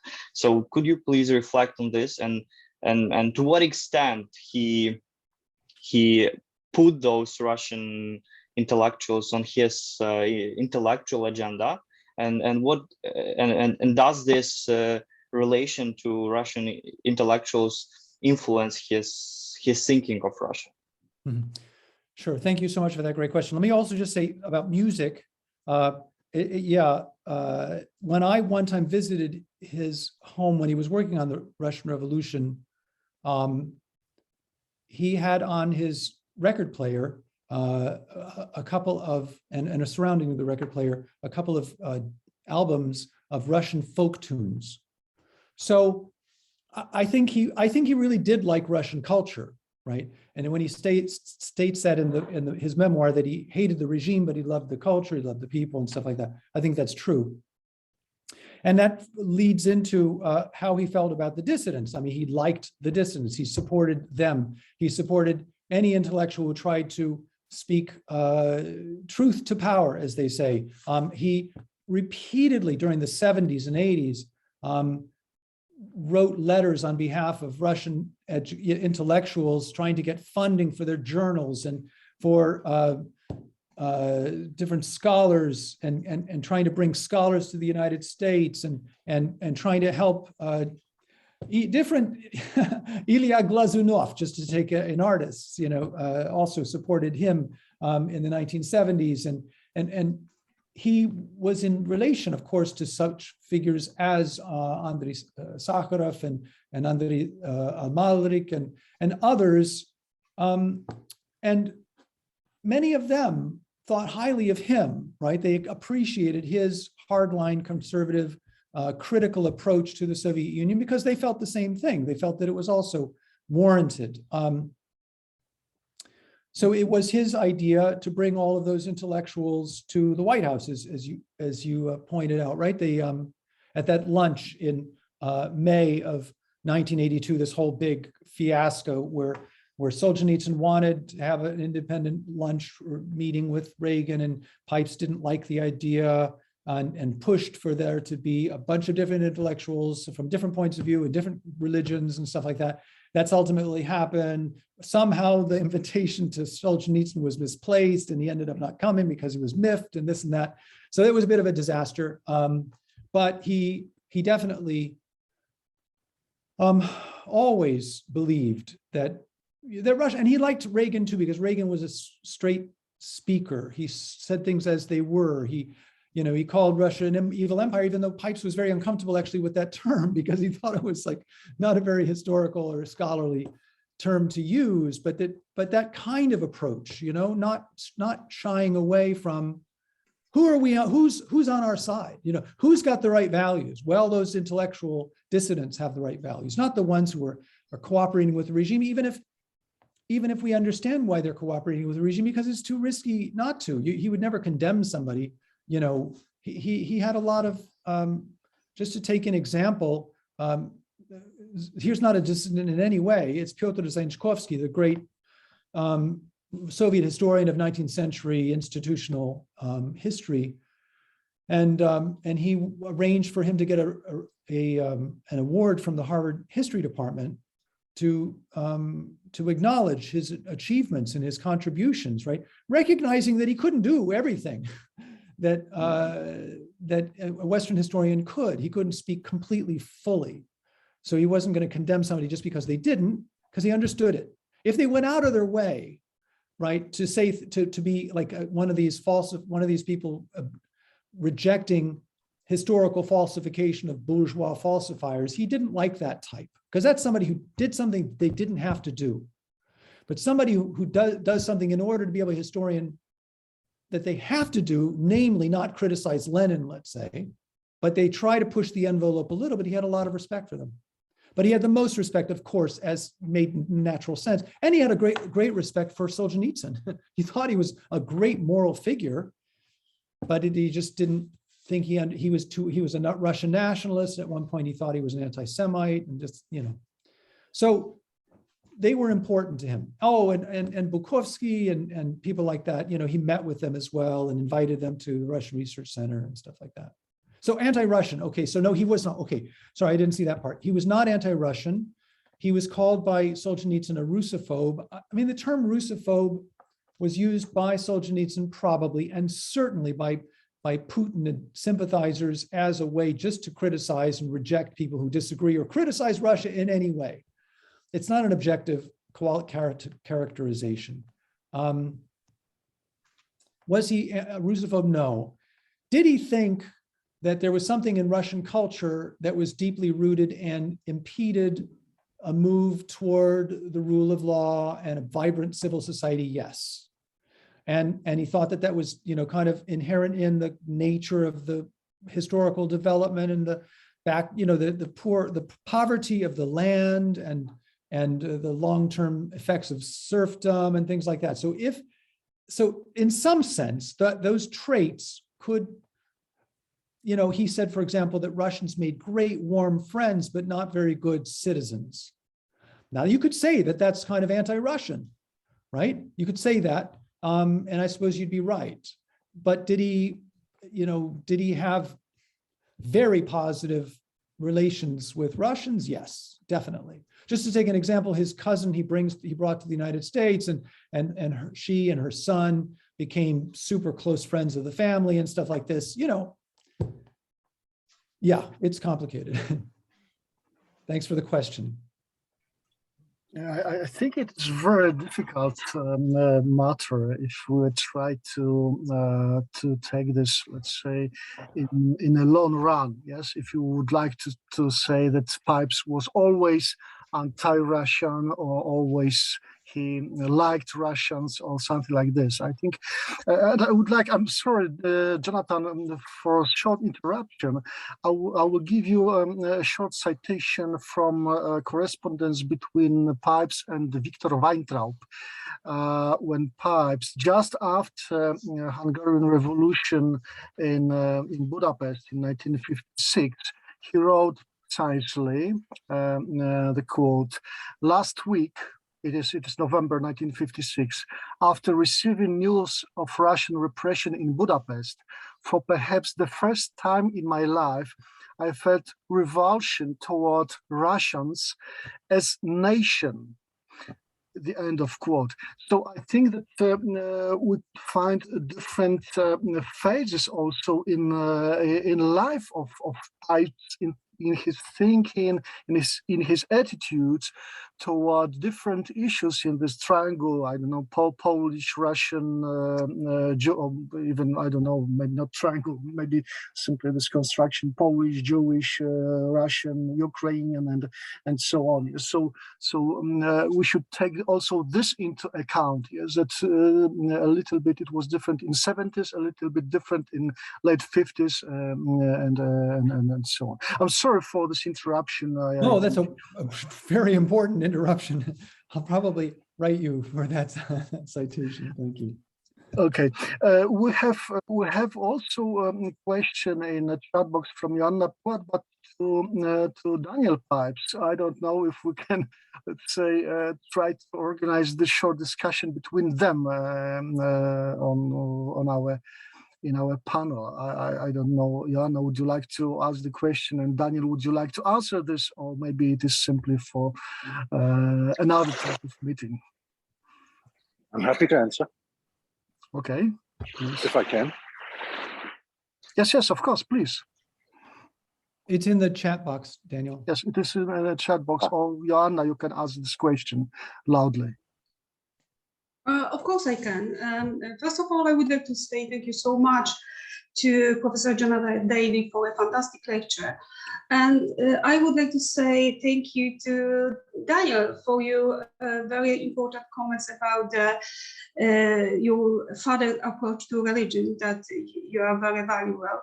And as I wrote on this chapter box, I am very interested in how your father's views on Soviet Russia translate into your own perception on the matter. I know that it's difficult to question, but make myself visible. I'm in Florida. Nice. By the ocean. Nice. By the ocean. Sorry about that. Global meeting. It's okay. Taking my morning walk. We agree, he and I. Interestingly, while you referred several times to him as a conservative, he remained a Democrat, Democratic Party member through his whole life. So there was a liberal undertone to his views. I am a conservative, never was a member of the Democratic Party. But when it comes to Soviet Union, yes, I fully in agreement. I don't know any difference. We actually argued more about the Middle East. I'm a specialist in the Middle East, and he had rather simple views, and they somewhat irritated me. He was very, very confident in his views of the Middle East, and I felt somewhat resentful that he did not listen to me, but had his own views of the Middle East that were formulated probably before I was born, and just remained in place. So we argued over the Middle East. We didn't argue everything, so I concurred entirely with his outlook. Thank you very Thank much. you so much for your answer. Sure. Good to see you, even from Florida. My pleasure. Yes, and I would like to follow up this question somehow, Jonathan, because I don't see other questions in the chat box. But it inspired me to ask you, because you are a former student of Pipes, and this question about influence of Pipes' views on his son, we can ask also to you, yes, how are you dealing with this with this paradox that from one side you are the student of Pipes, and from the other side you have to analyze this his achievements, his thinking. Don't you feel that simply you see everything like Pipes? So and how simply you try to cope with this? This is a sort of problem that Daniel doesn't have. Anyway, yeah, no, I agree. I do think it's tricky, and I've written drafts of some chapters. I've done a lot of other things since I started thinking about this project back in 2014. So I only really now, soon, am going to begin actually writing for real. So how that's going to work and how I'm going to manage to be critical and have distance, yeah, and to be sort of taken seriously and not just a groupie or something like that, right? The problem is I really do agree with just about everything he wrote. And that's funny because, you know, I didn't even know that that's what I was getting myself into when I went to Harvard, because I guess I had the vague sense that Pipes was conservative, but I didn't realize to what extent. And I didn't realize that his views were going to mesh so much with mine. And I think the reason why I started undertaking the topic to begin with was I felt that he wasn't being given his due in the field, and that many people in the field, especially where I was teaching in the Midwest, were staunchly anti-Pipes. And I was thinking to myself, well, he actually deserves more kind of a more positive assessment than he's getting in the field. And as I went around talking to scholars in the United States in particular, but also in the UK, I discovered that many scholars thought enormously highly of him as well. So I think he got a lot right. And in some ways, I think that the study I'm writing or going to write of him will, I think, be good for the field to see those views that are maybe old-fashioned in some sense, but could influence people and scholars in a productive and fruitful way in the future, you know? So that's about what I can say. I have to be critical, but it's tough. Thank you very much. We still have a few minutes, so if there is other question from the audience, or Professor Abbas or Professor Filipovich would like to join this discussion or comment on something, there is still time. We can wait for a moment for, I don't know, someone raising the hand.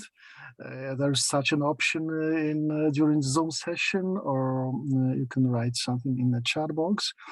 But of course, we'll not wait too long.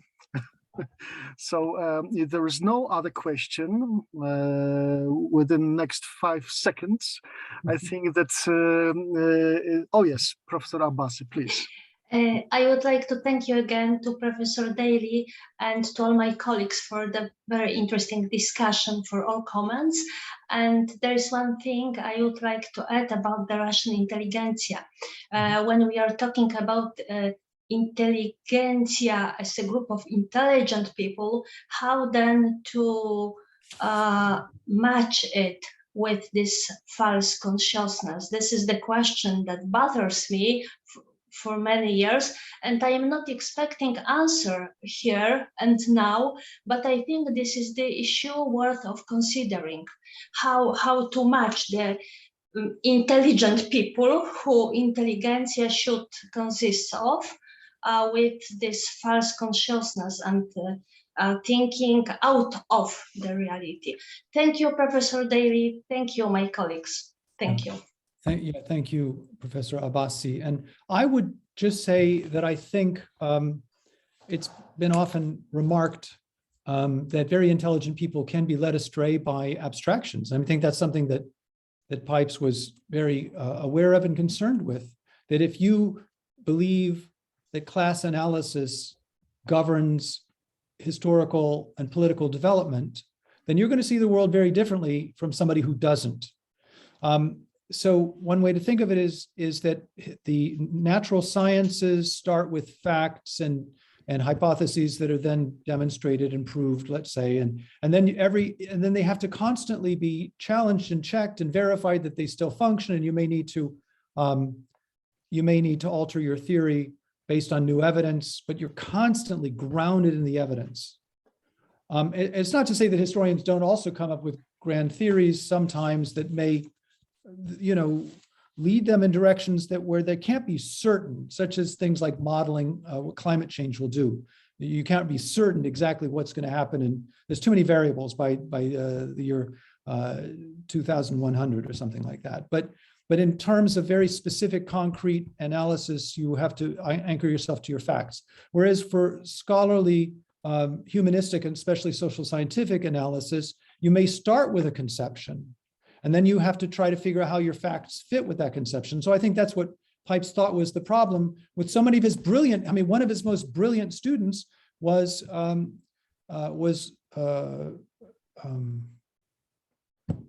Rosenberg, William Rosenberg, who was one of his students in the 1960s, who wrote a brilliant book on the cadets and the Russian Revolution, and Pipes conducted a very warm and helpful correspondence and gave him lots of comments on how to turn his dissertation into a book, and helped him get his job at University of Michigan and all this kind of stuff. But in the long run, Rosenberg had a kind of a different conception. He bought more into this idea of kind of class analysis. He felt more drawn to Hameson. And Hameson's, it's just a very funny thing. Hameson's famous article from 1964-65, two-part article, in which he says there's this dual polarity, so that you've got workers alienated from the elites, and the educated elites alienated from the political leadership. And this became, as Pipes later said, it kind of had a canonical status and all.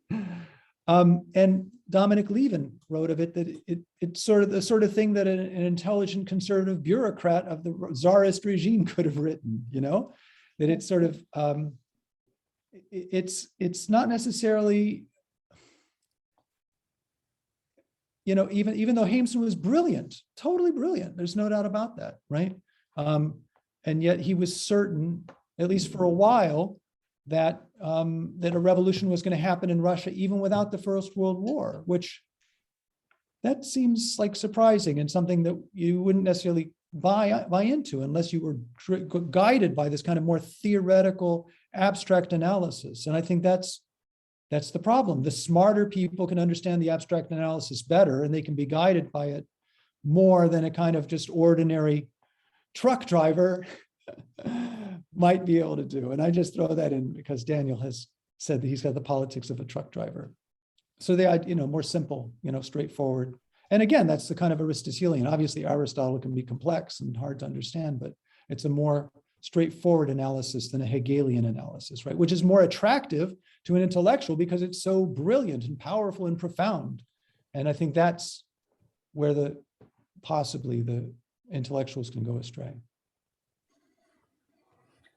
Yes, I think, Jonathan, that this is the great finish of our meeting. I have this pleasure to thank you very much for being with us, for that you accepted the invitation to this laboratory, and I hope this is the first time, not the last one. There will be another opportunity to meet within this framework or the other ones. I would like to thank also organizers, Professor Adamczewski, Przemysław Adamczewski, and Dr. Wojciech Łysek. Thank you very much for organizing this, enabling us to be here. I would like, of course, yes. I would like to thank also Professor Abbas and Professor Filipowicz for great comments, and the whole audience for questions and interest in this meeting. Especially, I would like to thank our special guest. We didn't expect Daly'ego Pipes, yes, from Florida, as we saw during this meeting. So that's all from my side. I would like to thank you very much. It was my great pleasure. And Dr. Wysek, would you like to say something? I join to the thanks for panelists and another people, and of course, thank you very much for Professor Łukasiewicz for leading the meeting. We invite all participants to the next meetings if the Richarda Pipes Laboratory, and encourage them to follow the Institute of Political Science website and Facebook profile. Thank you very much. Absolutely. And the recording will be online. Oh, wow. Yes. That's terrific. Thank you. Thank you all so much. Really appreciate it. So pleased with everybody's comments and Thank you. Thank you very much. Thank you. Good to see you in a good terrific form. to see you. Thank you. You too. Fantastic. We'll be in contact. Yes, I think that with Miroslav, we will try to reach you somehow to discuss what I mentioned. Yes, that we'll have this new grant for description of generally, let's say, Polish Sovietologists in exile. And I think that we should, from time to time, organize such seminars or discussions. Yes. So if there is progress in your work on pipes, I think it would be another great opportunity simply to gather around this, to see what is this progress. I hope could you share with us information what is the schedule, or I don't know when do you plan to publish this biography eventually? I don't know. I mean, I keep telling myself I'm going to start writing, and I keep not starting to write. So yeah, starting to write again, because I did start writing a few years ago, and I even showed my initial chapters to Richard Pipes, who commented on them and liked them, but I think I'm going to redo everything. And yeah, I have to rethink and start, and I got to get started. Yes. By the way, Professor Dr. Wysek, I just also want to mention to you something that would be nice to have at the laboratory are all of Professor Pipes's diplomas. He has this whole collection that we were going to try to send with Mrs. Pipes the next time she went to Warsaw, but she ended up not going. And it might just be fun to have them. I mean, it's all his honorary doctorates and his honorary, citizen of Georgia and stuff like that. If you have room for it, it might be fun to have that along with his books. Does that make sense? Or would you not have room for that? If I remember, there were some talks between the director of the institute and Irene, but I don't know what were. Yes, as you said, yes, pandemic interrupted most of the things, so probably it is only the issue to come back to the topic and maybe after some negotiations. And I don't know, how during the pandemic organize this, because someone should go to Cambridge and back, or somebody. I mean, maybe someday. Daniel used to travel from. Well, I suppose he was more likely to travel from Philadelphia, right? Yeah. I think it is an issue, yes, and Dr. Wysek will simply forward this suggestion to Director Motyka and we'll see something about the effect. Yes, good option. Unfortunately, I have to leave because I have a lecture for my students within 10 minutes. So I need to, let's say, rearrange a little bit. So once again, Jonathan, thank you very much for this. It was always great to see you. Appreciate thank you. Very happy to see you. Thank you. Best regards. Okay. Goodbye. Thank you. Goodbye.